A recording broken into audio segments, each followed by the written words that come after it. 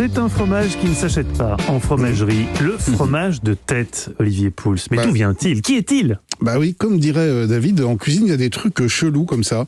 Dans le fromage de tête... J'ai l'impression qu'au contact de David, vous avez appris le mot chelou, et que depuis, vous avez l'impression d'être jeune. Ouais, c'est ça. J'ai rajeuni à son contact. Si c'est si jeune et que je ça, pense que plus aucun jeune. Si, je pense. Ouais. Et donc, dans le fromage de tête, il n'y a pas de fromage.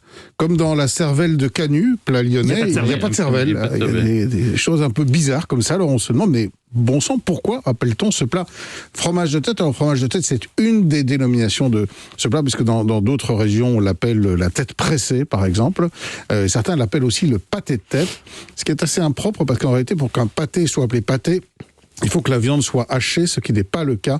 Et je vous donnerai tout à l'heure la recette, ce qui n'est pas le cas dans le fromage de tête. Alors pourquoi appelle-t-on ça le fromage de tête? Alors tout d'abord, c'est une très vieille recette qu'on n'arrive pas vraiment à dater. On ne peut pas non plus définir exactement l'endroit géographique où elle est née. Quelque part en Europe, c'était une manière en fait de récupérer la tête du cochon, puisque comme vous le savez, dans le cochon, tout est bon. Tout est bon.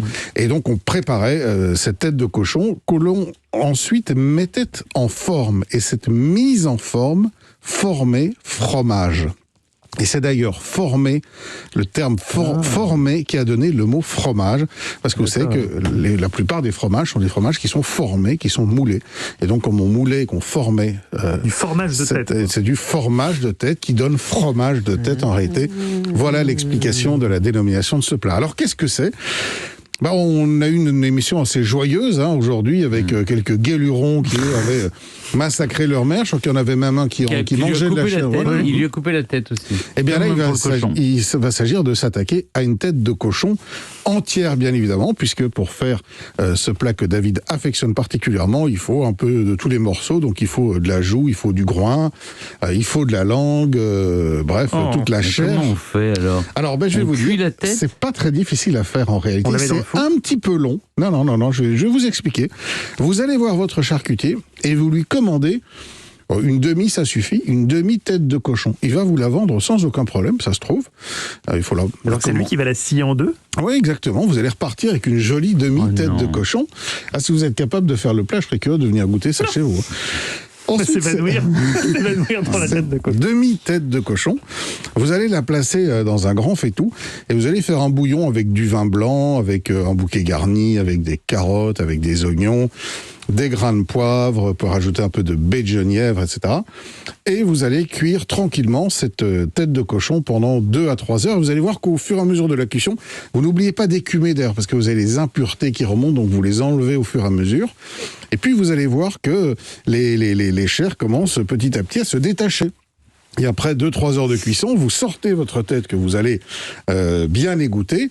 Vous allez récupérer toute la chair qui est cuite, donc le groin, les oreilles, la langue que vous épluchez. C'est rigolo, on peut le faire avec les enfants aussi. Oui, c'est très ludique, les enfants adorent ça. Et ensuite, vous coupez tous ces morceaux extrêmement finement dans un joli plat, une terrine ou ce que vous voulez. Vous allez alterner les couches des différentes parties de la tête de notre cher cochon. Vous allez récupérer un petit peu du bouillon de cuisson qui contient du collagène. Et le collagène, c'est une matière qui, lorsqu'elle refroidit, a un pouvoir gélifiant fort. Donc vous allez clarifier, dégraisser ce bouillon.